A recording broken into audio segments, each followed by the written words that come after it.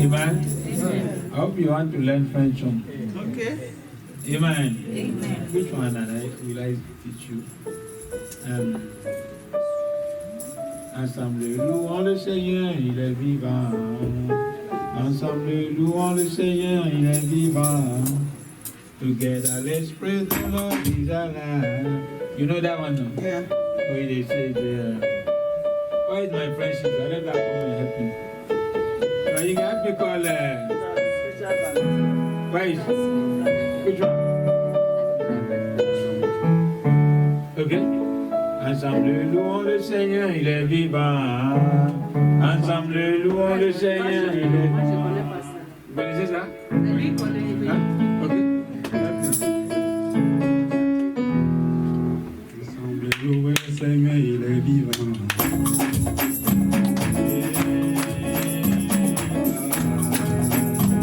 Louons le Seigneur, il est vivant. Louons le Seigneur, il est vivant. Louons le Seigneur, il est vivant. Louons le Seigneur, il est vivant.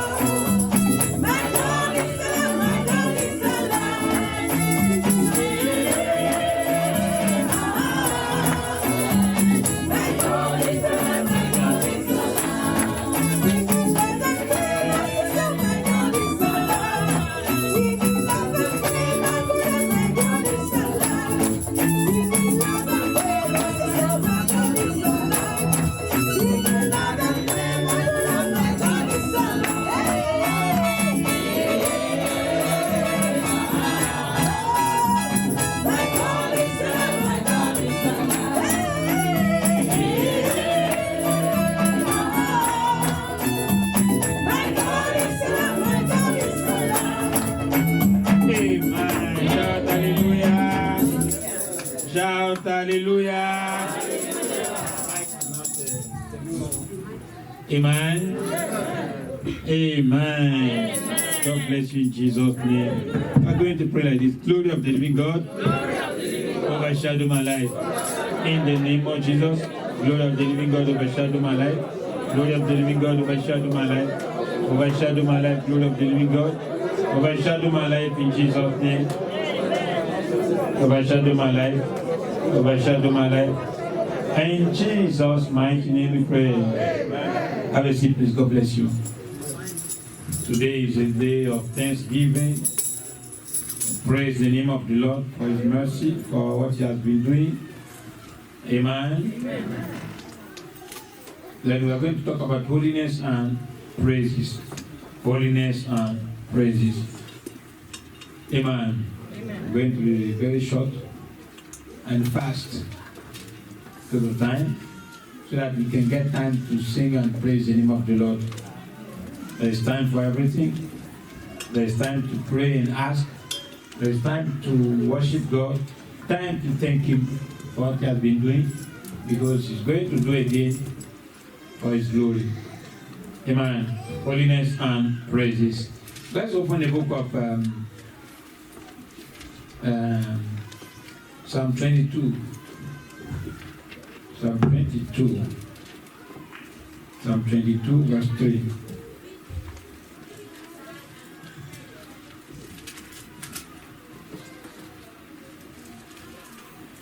But thou art holy, O thou that habitest the praises of Israel.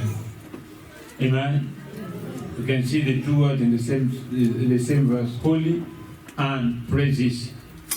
Is holy and dwells in the presence of, in the midst of the praises of Israel. Holy. Let's go to Psalm 97. Psalm 97. Psalm 97. Somebody is going to be blessed this morning. Amen. Psalm 97, verse 11 and 12.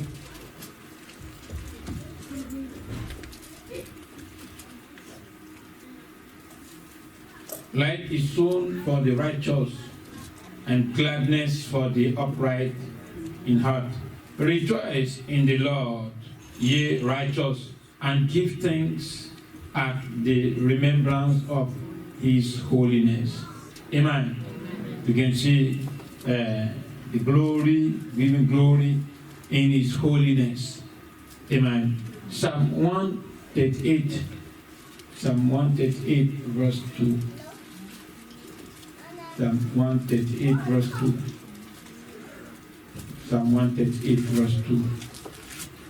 I will worship towards thy holy temple and praise thy name for thy loving kindness and for thy truth, for thou art magnified thy word above all thy name. Praise the living God. Psalm 145, verse 21. Psalm 145, verse 21. My mouth shall speak the praise of the Lord, and let all flesh bless His holy name forever and ever. You can see in all the scriptures we read, He's talking about the Holy God. The Holy God. If you want to give something good to a holy man, the best thing you can give him and make him to be satisfied when you give something holy. If you bring something dirty, he will reject it. Praise the living God. Amen. If you bring something dirty to somebody that like holiness, holy things, pure things, clean things, you bring a dirty thing to him, he'll tell you that, have you not seen how I am? You see the way my house is, and you are bringing this dirty thing here to do what? So he send you back with your gift, because he doesn't want to defile his life with your gift. It's the same thing with God. Then we talk about holiness. We've already talked about holiness before, but let's remind ourselves about holiness. Holiness to be set apart for Christ. To be set apart for Christ. Holiness is separation from sin, total separation from sin. Holiness is living the full life of Christ. You know, you wear the life of Christ, you live the life of Christ. Holiness is having a pure heart and clean hands before God. You have a pure heart and clean hands before God. Yes, you dwell in holiness, not you go and defile yourself and come back. No, you dwell there. You've decided that this is my lifestyle. I'm a child of God. I will live a holy life. Some blessings that people don't know is that some blessings only come when you dwell in holiness. Because the process, the blessing will have, divine answer has process to follow. So on the process, you find that you have defiled it yourself. The angel that is bringing the blessing will go back. So you have to remain in holiness. Some blessing, you have to remain in prayer for the blessing to manifest. Like Daniel prayed for 21 days He prayed the first day, the prayer was answered, but he was having to remain on the altar of prayer until he see the answer of his prayer. So, some blessings only come when you remain in holiness. You've started praying, you've sanctified yourself today, and you've prayed, the prayer has gone to heaven, God has answered it, but the angel that is coming got an address. The address said, this person is a child of God, he's living in holiness, he has cleansed himself from all unrighteousness, so go and bless him. So the angel is coming, and on the way coming, if you don't remain in holiness, the angel will come and say, I didn't find the person that I'm supposed to locate, because the person I find there was living in dirtiness, and they didn't send me to come and bless a dirty person. They sent me to come and bless a holy person, but he has gone back to his vomit. So I'm coming back with what they say that you give him. That's why many people are missing their blessings. You have to remain in holiness until it manifests. Like you are praying for to get an husband, a husband, you are praying to get your husband or your wife, and your husband or your wife have prayed that God, I want my wife to be a holy person. I don't want my wife to be living a dirty life. So the day the husband is coming, find that you're already back to prostitution. The angel of God will tell him, don't go there. She has gone back to her vomit. So don't follow her to that place. If she had remained in holiness, it could have mattered. But now she has gone back to prostitution. So leave her. Are you getting me? Amen. Amen. So we need to understand holiness. God help us in Jesus' name. Many prayers are not answered because people don't remain in prayer. When they come for deliverance, they sanctify themselves. Immediately after deliverance, they go back to the vomit. And the angel that's coming with the blessing, you come and find that they have gone back to the vomit. You cannot deceive God. You can deceive men, but not God. You cannot deceive God. If you do it, God will keep his blessing. And sometimes the blessing may come, and if you don't remain in holiness, the enemy will get open door and come and scatter it. That's what's happening to many people's life. I pray that God will help us in Jesus' name. Amen. Holiness is refusing to cooperate with your Potiphar's wife, like Joseph. You refuse completely. Somebody come and say, you can do this. I say, no, I don't want. Free of charge, I don't want. Amen. You run away from your Potiphar's wife. Holiness is consecrating your life for Christ. Give your life fully for Christ. That's holiness. Holiness is having your two legs in Christ. So people have one leg inside, one leg outside. If you are like that, then we just collect the leg from outside. Are you getting me? God will help us in Jesus' name. We have all kinds of believers in the church. When they are in the church, they are believers, but when they are outside, they are unbelievers. And what they don't know is that they are deceiving themselves. And the problem is that they're getting two enemies. Enemy with God, because you are coming to the house of God and you are not fully for God. So God will see you as enemy. You are bringing what is not from God in the house of God. And then God will be angry against you. And Satan also will be angry against you, because whenever you go to church and they say wicked powers die, you say amen. And it's affecting them there. Are you getting me? So this kind of person is having a serious trouble. Serious trouble, double trouble. If you are fully with God, God will fight for you. If you are fully with Satan, Satan may carry you to his kingdom. Maybe God will have mercy. But if you have one leg inside, one leg outside, you are having two troubles. Yes, God will say, why are you coming to my house with this filthiness? To pollute my children. And when they pray, any power attacking anybody hearing my voice, die. And you say, amen. And they die. We go to that kingdom, scatter the work. And one day they find you coming there again. Yeah, it's because of you that all these ones are spoiled here. And you are still coming here to do what? God will help us in Jesus' name. Then let's talk about praises. What is praises? It's an expression of one's gratitude and respect towards God. An expression of one's gratitude and respect towards God. You show gratitude and respect to God. Yes, you show gratitude and respect to God. There are three Hebrew words. There are three Hebrew words in the Bible that are used for praises. Three Hebrew words. Number one is Yada. Yada is Y-A-D-A-H. Yada. Yada. Which means praise or give thanks or confess. Give thanks. Yada. Yada means give thanks. Yes. Number two is Zamar. Z-A-M-R-R. R-R-R. Yeah. Zamar. That's sing praise. That one means sing praise. Sing praise. Zamar. Then what we used to do in church is Zamar. We sing praises. That is Zamar. Another word of praises in Hebrew language is Halal. Halal. H-A-L-L-L-R-L.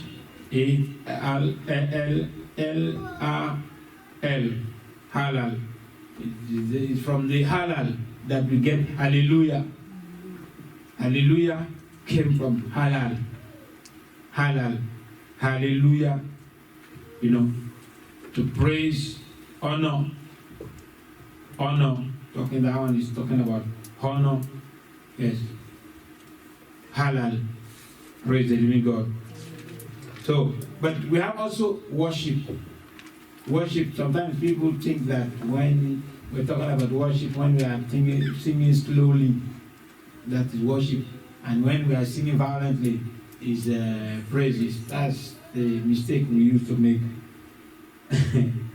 Amen. But worship is defined as the feeling or expression of reverence and adoration for God. Yes. The feeling and expression of reverence and adoration for God. You adore Him. Then the Greek word for worship is proskuneo. P-R-O-S-K-U-N-E-O.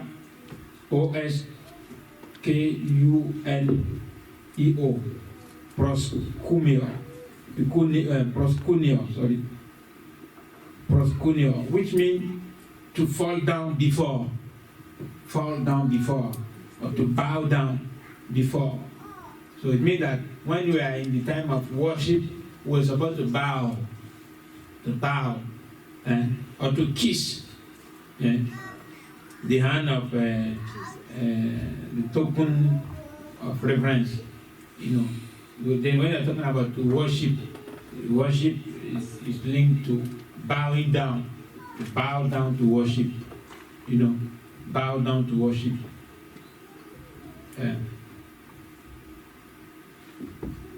It was used as homage, shown to men in superior position.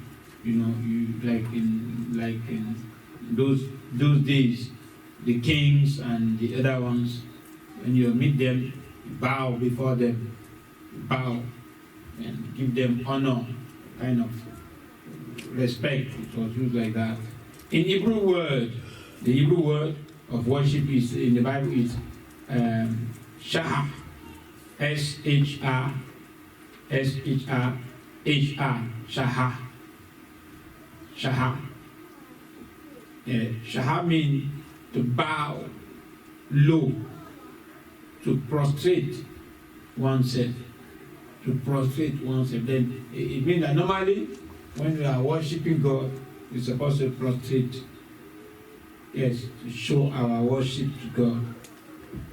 Then to praise is appreciating God, especially in songs.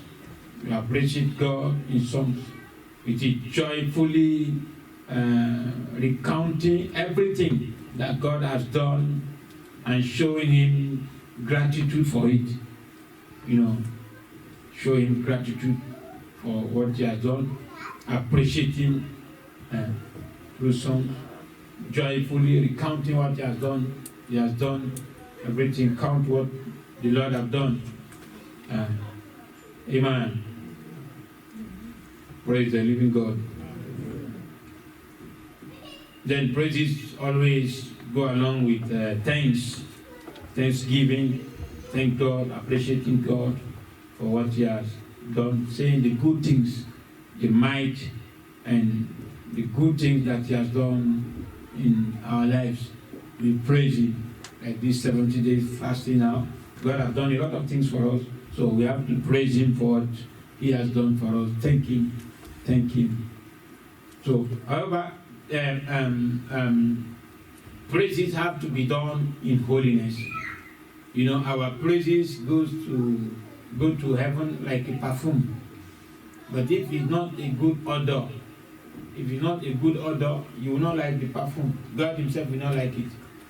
It has to be done with a holy heart, you know, pure lips. Pure lips. If you are expert in telling lies, expert in gossiping, expert in criticizing, pulling people down, and you are coming to worship God, God will say, I don't want your worship. Look at your mouth. The mouth is defiled with all kinds of things. What is coming from your mouth, coming out from your mouth is pulling other people down. That's why we need to be very careful with everything we are doing. From the same well, you cannot get the good water and the bitter one. No. If you want to worship God, you must live a holy life. You must live a holy life. Yes, the praises that pleases God is a pure heart, not hypocrisy. You know, an hypocrite man is not saying what is really in his heart. When he's appreciating you, you are a good man. You are this, See, you are good. Oh, thank you for what you have done. By the time you turn your back, he said, don't mind this man. You get man like this. You know, some people are expert with that kind of thing. And then when they go to God to worship God, God will see what is in the mouth. This month, you are appreciating me. Is it not the same way you appreciated this month, brother, last time? I was looking at you.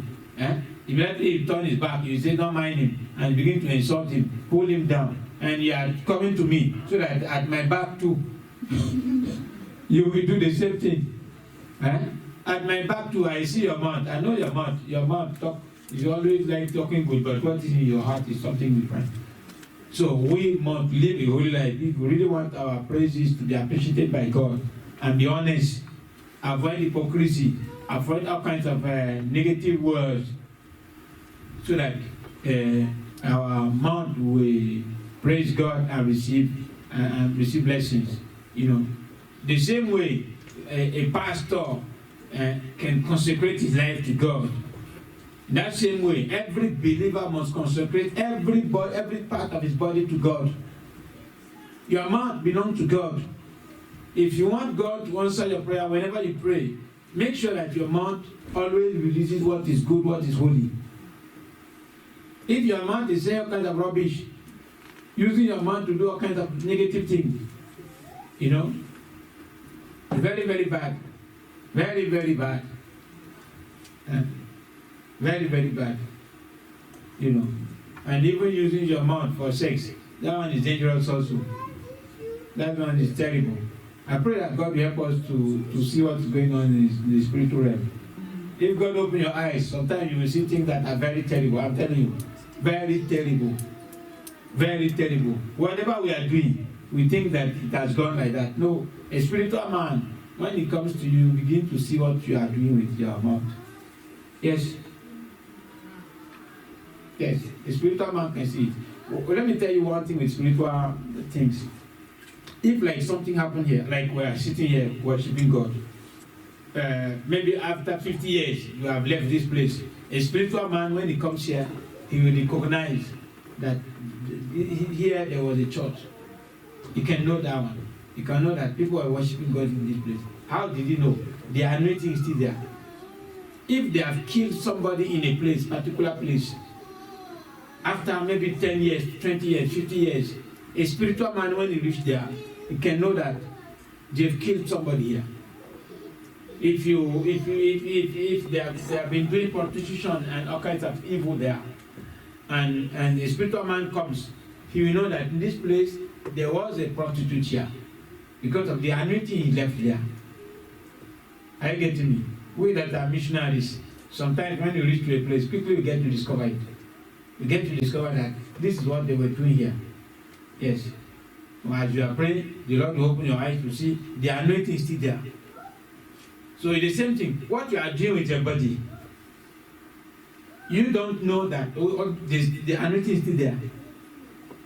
What you are doing with your lips, the anointing is still there. You have spoken, you have said it before, it has passed. You think that it has passed. If you do not clean yourself with the blood of Jesus, the negative anointing is still in your mouth. Whatever you do with your mouth, the anointing is still there. If you did not pray that God will have mercy and clean it with the blood of Jesus, the anointing will be there.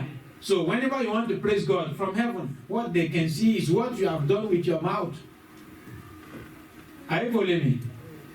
What you have done with your mouth, what did you do with your mouth? In the secret place, what did you do with your mouth? If you are doing evil things with your mouth, God will say, I can't receive this worship. Look at the mouth. Very, very dirty. Polluted, terrible one. We don't accept things like that in heaven here. Amen. There was a time Gio told us a story. A pastor died and he was having a choir of 500 members. I think we have followed it here. Yes. And when he died and he wanted to come back because they were having a concert. The choir was having a concert. Then he told God that he has to come back because the choir had a concert that day. And God said, no, you can't go. You have to wait. So he waited. On the day when the time came and his choir was supposed to sing, he was in heaven. He was expecting to see the 500 choir members to sing. But to his surprise, when he was in heaven, he could hear the voice of only 2 people. But he now asked the angel, how come? The choir is 500. How come for us to be hearing only 2 voices? And the angel told him, we never hear. We only hear the voice of the people that are living a holy life. The other ones, we don't count them. So if you want to praise God and the praising will be accepted, we want to live a holy life. If you are not living a holy life, all your praises, all your dancing, all everything you are doing, it doesn't even pass the roof. Huh? And you think that God is accepting you. God is saying, no, I don't accept things like that. You must live a holy life for your voice to be heard in heaven. Amen. God will help us in Jesus' name. So, holiness must work with praises. We are going to praise God now, but you have to check your life. If you have polluted your life, you have to clean yourself. You know, I don't understand sometimes when people come to church and they don't want to clean themselves. Who are you worshiping? Is not the holy God? You want to worship the holy God, you must live a holy life. You must separate yourself from sin so that your praise will be acceptable. God help us in Jesus' name. What are the advantages of praises? When you praise God, praises brings down the glory of God. Real praises bring down the glory of God. Real praises brings deliverance. Like Paul and Silas was singing in the book of Acts of Apostles, chapter 16, verse 25 and 26. Yes, it brings deliverance. Praises and worship bring restoration. Praise God, praise God, praise God, bring restoration. It attracts angelic activities. When you begin to praise God, angels begin to be in action to rescue you from every danger, to fight for you. Angels bring angelic activities around your life. It opens new doors. New doors. It opens new doors. Makes God to fight for you. And you begin to praise God. Praise Him, praise Him, praise Him, praise Him. God will fight your battles for you. The Lord will help us in Jesus' name. Amen. We're going to talk to God before we enter into our Thanksgiving program. Thanking God, singing. Everybody will sing and praise God. But I've refined it. praises must be done in holiness. So let everybody talk to God. If there's anything in your life that have defiled you and can make your voice not to be heard in heaven, may God forgive you in Jesus' name. Everybody talk to God. Talk to God. Ask Him to forgive. Ask Him to forgive. Ask Him to forgive. Let God forgive whatever that can hinder your praises. Let God forgive. Let God forgive. Let God forgive. Talk to God. Talk to God. Talk to God. Talk to God. Talk to God. Talk to God.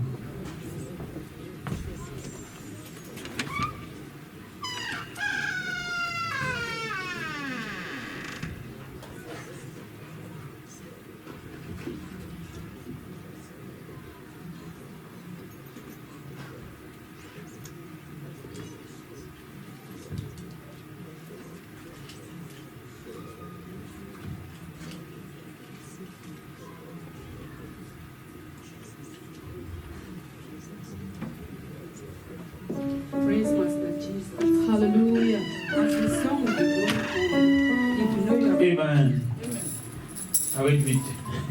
Amen. Amen. Let's take our tithe and offering before we enter into the praises. Amen. Begin to talk to God about your tithe and offerings.